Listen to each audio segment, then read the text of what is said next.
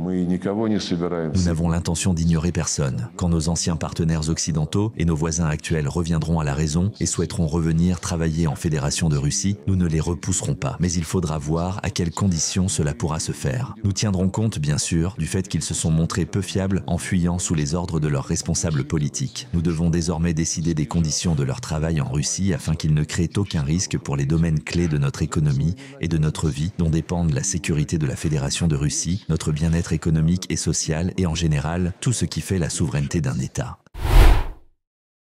La Russie, quatrième économie mondiale en parité de pouvoir d'achat, défie l'Occident et ses sanctions illégitimes, surpassant l'Europe entière malgré les prédictions de collapse total. Dans ce discours explosif au MJMO, Sergueï Lavrov décortique les victoires diplomatiques russes, du sommet historique Poutine-Trump en Alaska au renforcement des BRICS, en passant par les alliances avec la Chine et l'Inde qui brisent l'hégémonie américaine. Face à un Occident enragé qui brandit des règles invisibles pour masquer son déclin, Lavrov expose comment Moscou forge un monde multipolaire, résistant au chantage et aux illusions impérialistes. Quelle initiative diplomatique russe, selon vous, forcera l'Europe à revoir sa position sur les sanctions énergétiques? Partagez dans les commentaires. Merci, cher Anatoly Vassilievitch, chers collègues, amis, étudiants de première année. Tout d'abord, bien sûr, je tiens à exprimer ma joie d'apprendre qu'Anatoly Vassilievitch a décidé de reporter cette rencontre dans le cadre de la Journée du Savoir. En effet, il est important de préserver, de chérir et de développer nos traditions. Cela me semble juste, et j'espère que ce report au 8 septembre au lieu du 1er septembre ne vous a pas causé trop d'inconvénients. Le problème de la planification de nos rencontres est lié à l'intensité de l'activité diplomatique actuelle, qui ne connaît pas de pause, même pendant les vacances. Comme vous le savez, mi-août a eu lieu un sommet historique entre les présidents Poutine et Trump en Alaska. À peine une semaine plus tard, fin août et début septembre, le président Poutine a effectué une tournée sans précédent, incluant une visite de 4 jours en République populaire de Chine pour participer au sommet de l'Organisation de coopération de Shanghai, OCS, à un sommet bilatéral Russie-Chine, ainsi qu'à des événements célébrant le 80e anniversaire de la victoire sur le militarisme japonais et de la fin de la Seconde Guerre mondiale. Et les semaines à venir ne s'annoncent pas moins chargées. Dès cette semaine, nous organisons une nouvelle réunion des ministres des Affaires étrangères de la Russie et du Conseil de coopération des États arabes du Golfe. Le mois prochain, pour la première fois dans l'histoire, un sommet entre la Russie et la Ligue arabe aura lieu. En novembre, nous tiendrons le 2e forum ministériel de coopération Russie-Afrique. Bien entendu, d'ici la fin de l'année, des réunions ministérielles et au plus haut niveau auront lieu dans le cadre de l'Union économique eurasiatique, de la Communauté des États indépendants, CEI, et de l'Organisation du traité de sécurité collective, OTSC. Les structures de l'État de l'Union entre la Biélorussie et la Russie fonctionnent également activement à tous les niveaux, y compris au plus haut. Je ne vais pas analyser les résultats de tous les événements des dernières semaines auxquels le président a participé. Cela est brillamment fait par les politologues et les analystes, y compris les professeurs de l'Institut d'État des Relations internationales de Moscou, MJMO, qui partagent régulièrement leurs évaluations à la télévision. Je ne doute pas que, si vous avez choisi le MJMO pour vos études supérieures, vous suivez activement ces événements et absorbez ces informations et analyses. Cependant, je suis convaincu qu'il ne suffit pas de se contenter d'absorber ces informations. Il faut utiliser ces connaissances pour tirer vos propres conclusions. N'ayez pas peur de le faire. Abordez vos études de manière créative. Remettez en question les autorités établies. Cela peut parfois sembler mal vu, mais je pense que sans cela, le développement personnel est freiné. Cependant, une conclusion s'impose, et je l'ai déjà répété à plusieurs reprises, tout comme le président l'a fait. Les statistiques parlent d'elles-mêmes, sans qu'il soit nécessaire de faire une analyse complexe. Après le début de l'opération militaire spéciale, on nous prédisait l'effondrement de l'économie russe, une isolation totale et la transformation de notre pays et de ses dirigeants en parias. Eh bien, les statistiques, qui ne viennent pas de nous, mais des banques occidentales, y compris la Banque mondiale, montrent que la Russie est devenue la 4e économie mondiale en termes de parité de pouvoir d'achat, derrière les États-Unis, la Chine et l'Inde, et la plus grande économie d'Europe selon ce même critère. Quant à l'idée de notre prétendue isolation, les événements de Shanghai et le sommet des BRICS à Kazan l'année dernière ont clairement démontré que tout cela n'est que baliverne, inventé uniquement pour permettre à certains pays occidentaux de brandir leur drapeau en public en prétendant qu'ils forment toujours le groupe dominant dans le monde et qu'ils imposent les règles sur lesquelles l'ordre mondial doit reposer. Ces règles, personne ne les a jamais vues. Elles se résument à une seule chose. Ce qui profite à l'Occident aujourd'hui, dans une situation donnée, tout le monde doit l'accepter. Cela ne fonctionnera pas. Un bon exemple de l'attitude des pays du Sud global ou du majorité mondiale face aux demandes, positions et de plus en plus souvent aux exigences de l'Occident est la réaction du Brésil, de l'Inde et de la Chine face aux menaces des États-Unis d'imposer des tarifs prohibitifs pour punir ceux qui continuent de commercer avec la Russie, notamment en achetant nos ressources énergétiques. Aucune de ces grandes nations, leaders du Sud global, n'a cédé à ces pressions ni renoncé à ses intérêts nationaux légitimes. Les actions de nos collègues occidentaux, où l'Europe joue peut-être un rôle encore plus néfaste pour l'avenir de l'économie mondiale, nuisent aux intérêts objectifs des peuples, des pays qui refusent des accords avantageux et des matières premières bon marché, uniquement pour, selon eux, punir l'exportateur pour son comportement jugé incorrect. Une autre statistique éloquente. Même avant que le nombre de pays membres des BRICS ne double en 2024, les 5 membres d'origine dépassaient déjà le produit intérieur brut total des pays du G7 en parité de pouvoir d'achat. Depuis, cet écart ne fait que croître. Nous n'avons aucun désir de nous venger ou de faire payer qui que ce soit. Nous considérons que la colère et le désir de vengeance sont de mauvais conseillers. Comme le président l'a encore confirmé lors de son discours à Vladivostok après son marathon diplomatique en Chine, nous n'avons jamais rompu les relations avec quiconque. Nous n'ignorons personne. Lorsque nos anciens partenaires occidentaux, désormais simples voisins, reviendront à de meilleures dispositions et souhaiteront reprendre leurs activités en Russie, nous ne les repousserons pas. Cependant, nous examinerons attentivement les conditions de leur retour, en tenant compte de leur manque de fiabilité, démontré lorsqu'ils ont fui sur ordre de leurs dirigeants politiques. Tout cela est essentiel pour qu'un État reste souverain. Rappelez-vous, lorsque l'Union soviétique s'est effondrée, en grande partie à cause de nos propres illusions utopiques, selon lesquelles l'Occident, une fois les divergences idéologiques éliminées, nous accorderait une place équitable dans les relations internationales. Il est vite devenu clair que l'Occident n'avait jamais eu l'intention de le faire. Cette prise de conscience a été rapide, mais les illusions ont persisté. Ce qui est arrivé est arrivé. L'Occident a vu l'effondrement de l'URSS comme une opportunité et non comme une tragédie pour les peuples qui se sont retrouvés déchirés du jour au lendemain, familles et collectifs dispersés dans différents pays. L'Occident a poursuivi sa stratégie d'affaiblissement de la Fédération de Russie. Récemment encore, des preuves ont été révélées de plans soutenus par certains acteurs marginaux visant à démanteler la Russie en plusieurs régions.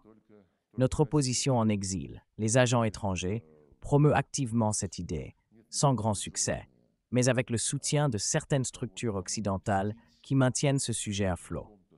Des déclarations périodiques trahissent le désir des dirigeants occidentaux, notamment en Europe, d'affaiblir constamment la Russie pour éliminer un concurrent. Depuis que la Russie a retrouvé son identité, revenue à ses valeurs fondamentales à partir des années 2000, et adopté une politique reflétant ses intérêts nationaux, nous n'avons jamais cherché à affaiblir quiconque ni à causer de tort. Nous avons toujours été prêts à une coopération honnête. Alors que l'Occident tentait de fragmenter l'ancien bloc socialiste, l'Union soviétique, puis la Fédération de Russie, nous avons toujours cherché à unir. C'est cette ligne qui a guidé la création de la CEI, dont l'objectif était d'unir nos efforts pour ne pas rester isolés et affaiblis, mais pour tirer le meilleur parti de l'héritage laissé par notre patrie, l'Union soviétique. Cela a largement réussi, d'où l'émergence de l'Union économique eurasiatique, de l'OTSC et bien sûr de l'État de l'Union Russie-Biélorussie.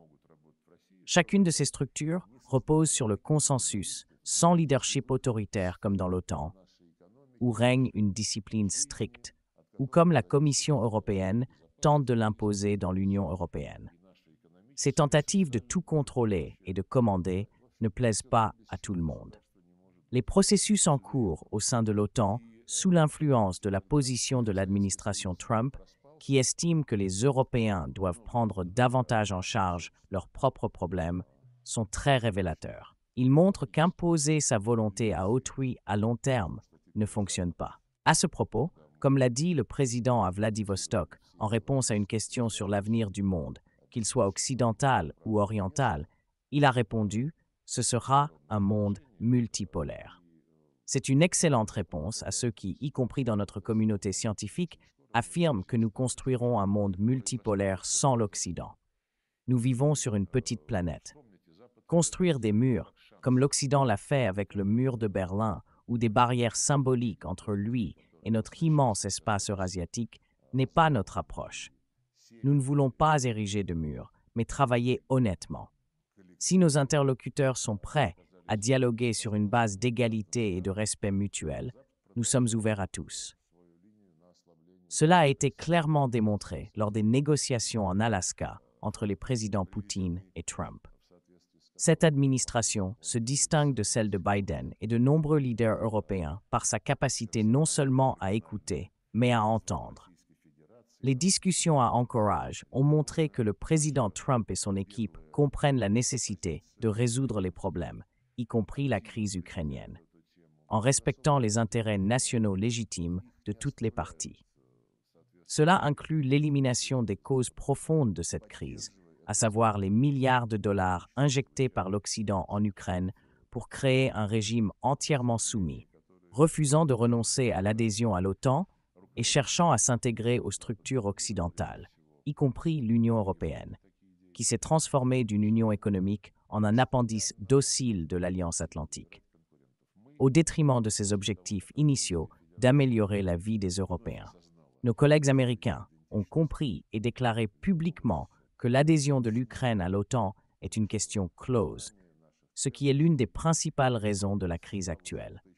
Ils commencent également à entendre nos préoccupations concernant d'autres causes profondes, comme l'éradication législative de la langue russe, des médias, de la culture, de l'éducation et l'interdiction de l'Église orthodoxe ukrainienne canonique. Lorsque nos interlocuteurs américains ont appris en Alaska que cette Église était interdite par la loi, le président Trump était stupéfait qu'une telle chose soit possible dans un pays qui prétend défendre les valeurs européennes, tandis que l'Europe soutient l'Ukraine dans cette démarche. Des figures comme Ursula von der Leyen ou Kaja Kallas affirment que l'Ukraine, dans son conflit avec la Russie, défend les valeurs européennes. Cela impliquerait-il que l'éradication des droits humains et religieux fait partie de ces valeurs, alors que tout cela est inscrit dans la Charte des Nations Unies. Il n'existe aucun autre pays au monde où une langue est interdite. En Israël, on peut parler arabe. Dans les pays arabes, l'hébreu n'a jamais été interdit. Mais passons à la grande politique, que nous continuerons à mener activement. La formation d'un monde multipolaire est un processus de longue haleine qui pourrait prendre toute une époque historique. Vous, qui choisirez la diplomatie ou les relations internationales comme carrière, aurez du travail, c'est certain. Mais ceux qui opteront pour l'économie ou les médias ne s'ennuieront pas non plus, car tout est interconnecté dans le monde moderne. La diversité des facultés du MGIMO en témoigne. Lorsque nous étudions, personne n'imaginait que des questions comme la santé publique mondiale ou l'intelligence artificielle feraient partie de l'agenda international. À l'époque, l'intelligence artificielle semblait inconcevable. Aujourd'hui, presque tous les domaines de l'activité humaine sont couverts par des structures multilatérales, souvent intégrées à l'agenda de l'ONU, avec ses agences spécialisées, comités et commissions. Les connaissances que vous acquérez au MGIMO seront donc très demandées et vous permettront de travailler à l'international tout en répondant aux besoins internes de notre pays.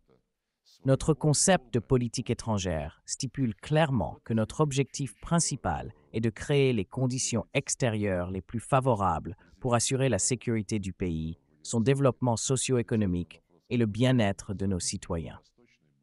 Les sanctions illégitimes et sans précédent imposées contre nous ont cherché à saper cette mission, dans l'espoir que nous capitulerions. Mais ils se sont trompés de cible. Je suis étonné que l'Occident n'ait pas tiré les leçons de siècles d'histoire, marquées par ses multiples tentatives de soumettre, punir ou discipliner la Russie. C'est pourquoi je répète que ce n'est pas nous qui avons rompu les relations avec l'Occident. Comme le président l'a proposé il y a quelques années, nous cherchons à unir les structures intégratives existantes sur le continent eurasiatique, comme l'Union économique eurasiatique, l'OCS, la CEI ou l'ASEAN, dans un partenariat eurasiatique élargi. L'objectif est d'éviter la duplication des processus d'intégration et de les rendre complémentaires, tout en optimisant les corridors de transport. En d'autres termes, coopérer pour exploiter ce que Dieu, nos ancêtres et l'histoire nous ont donné. L'Eurasie est le continent le plus vaste et le plus riche, berceau de grandes civilisations qui ont préservé leurs traditions et leur identité. Notre principe n'est pas de nous isoler d'une partie de ce continent, mais d'intégrer tous ceux qui sont prêts à coopérer sur une base équitable, y compris l'Occident. Lorsqu'il cessera de se considérer comme un milliard doré ou un jardin fleuri entouré de jungle. Je ne perdrai pas trop de temps à répondre à chaque provocation occidentale. Ces provocations trahissent un manque total de volonté de comprendre ce qui se passe. Mais des forces saines en Europe commencent à émerger, et grâce à ce que les Européens appellent le processus démocratique, elles devraient finir par prévaloir, malgré les obstacles, comme en Roumanie, en France ou en Allemagne, où l'on tente d'interdire un parti d'opposition par la loi. Voilà leur liberté. Tout comme sur le plan économique, un système ouvert de partenariat eurasiatique bénéficierait à tous. La sécurité ne peut être assurée sur notre continent en excluant qui que ce soit. C'est pourquoi le président, lors de son discours en juin dernier au ministère des Affaires étrangères, a proposé de travailler à une architecture de sécurité eurasiatique basée sur le principe d'indivisibilité de la sécurité. Personne ne doit renforcer sa sécurité au détriment des autres, ni prétendre à une domination militaro-politique. Ces principes, proclamés en 1989 à Istanbul et en 2010 à Astana dans le cadre de l'OSCE, ont été piétinés par l'Occident. Cette fois, ils doivent être non seulement reformulés, mais respectés, comme tout engagement d'un État souverain qui se respecte. En conclusion, je souhaite aux étudiants de première année une formation passionnante. Osez, absorbez ce que disent les autorités, mais cherchez toujours à apporter votre propre contribution. Ne cessez jamais d'apprendre et de penser par vous-même. Je tiens à remercier chaleureusement le corps professoral dirigé par Anatoly Vassilievitch Torunov, qui depuis des décennies guide le MJIMO non seulement en suivant les tendances de l'éducation, mais en les anticipant souvent, en intégrant les nouveautés dans les programmes pédagogiques. L'union du MJIMO avec l'Académie diplomatique est une étape importante pour renforcer les liens entre l'éducation, la science et la pratique. Ce processus, qui demande beaucoup d'efforts, est en cours et nous organiserons une réunion spéciale d'ici la fin de l'année. Enfin, j'espère que vous avez suivi les célébrations du jubilé de votre recteur. Je tiens à le féliciter à nouveau pour cette date et pour la haute distinction gouvernementale qu'il a reçue.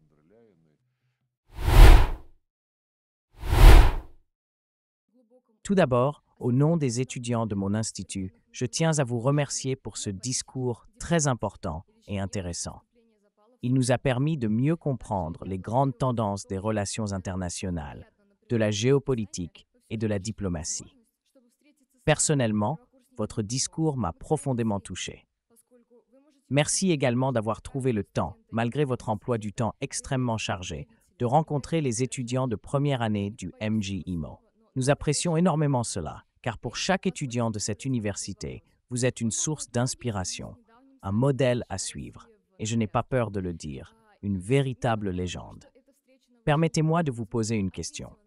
Compte tenu du récent sommet Russie-États-Unis en Alaska, qui a peut-être répondu à certaines interrogations, quels sont, selon vous, les objectifs et priorités actuels de la diplomatie russe sur la scène officielle? Quelle perspective voyez-vous pour ce domaine aujourd'hui? Merci. Merci beaucoup. La particularité de notre diplomatie est que nos priorités et objectifs ne sont jamais secrets. Le président et d'autres représentants en parlent ouvertement. Ce qui reste confidentiel, ce sont les méthodes pour les atteindre, car la diplomatie aime le silence. Si l'on veut vraiment aboutir à un accord, il faut éviter de chercher à briller dans l'arène médiatique. Cela relève d'un autre genre, qui n'est pas celui de la diplomatie. La diplomatie est l'art de négocier, et je l'ai déjà dit, c'est l'une des plus anciennes professions, car tout le reste nécessite d'abord un accord. Nos objectifs sont simples. Nous voulons une coopération équitable avec tous les pays, y compris les États-Unis. Ils manifestent un intérêt similaire. Lors de notre rencontre en février en Arabie Saoudite avec Yuri Ushakov, à l'initiative des Américains, nous avons discuté avec Marco Rubio et l'ancien conseiller à la sécurité nationale de Trump, Robert O'Brien. Rubio a déclaré que la politique étrangère de Trump repose non pas sur l'idéologie, mais sur le pragmatisme et les intérêts nationaux des États-Unis. Ils reconnaissent que d'autres pays, notamment une grande nation comme la Russie, ont aussi leurs intérêts nationaux. Ils souhaitent tirer le maximum de bénéfices mutuels lorsque ces intérêts coïncident, tout en sachant qu'ils divergent souvent. Mais, comme Rubio l'a conclu, lorsque les intérêts s'opposent, l'objectif principal est d'éviter que ces divergences ne dégénèrent en confrontation. J'ai répondu que cela correspondait à 100% à notre position. Dans ce contexte, nos intérêts convergent. Le président l'a souligné à Vladivostok lors du Forum économique oriental. Il existe des perspectives intéressantes, notamment dans l'économie, comme la production de gaz naturel liquéfié en Alaska ou ailleurs, la coopération dans l'Arctique, l'espace ou encore les hautes technologies, y compris l'intelligence artificielle. Cela nécessitera peut-être d'abord de renforcer la confiance mutuelle, mais il n'y a pas de limite à ce que nous pouvons accomplir ensemble si les intérêts convergent. Voilà notre principe fondamental. Bonjour, cher Sergueï Viktorovitch. Merci pour ce discours important et détaillé. Je voudrais vous poser une question. Compte tenu de l'escalade de la concurrence commerciale et technologique entre les États-Unis et la Chine, qui a des répercussions mondiales sur les marchés, quelles mesures stratégiques la Russie prend-elle pour renforcer ses relations économiques extérieures et diversifier ses destinations d'exportation, en particulier dans le contexte des pressions des sanctions et de la restructuration de l'architecture financière mondiale? Merci. Les sanctions, comme je l'ai mentionné, contredisent totalement les principes sur lesquels l'Occident a construit pendant des décennies le système monétaire, financier et commercial international, basé sur une concurrence équitable, le respect de la propriété privée et la présomption d'innocence. Or, nos réserves de la Banque centrale ont été confisquées par un véritable acte de vol et l'administration Obama a saisi des propriétés diplomatiques, ce qui est totalement inacceptable. Ces principes que l'Occident a lui-même promus sont aujourd'hui bafoués. Ce que fait l'administration Biden avec le dollar en l'utilisant comme une arme a alerté de nombreux pays qui réfléchissent sérieusement, souvent en silence, à comment se protéger contre de telles pratiques à l'avenir.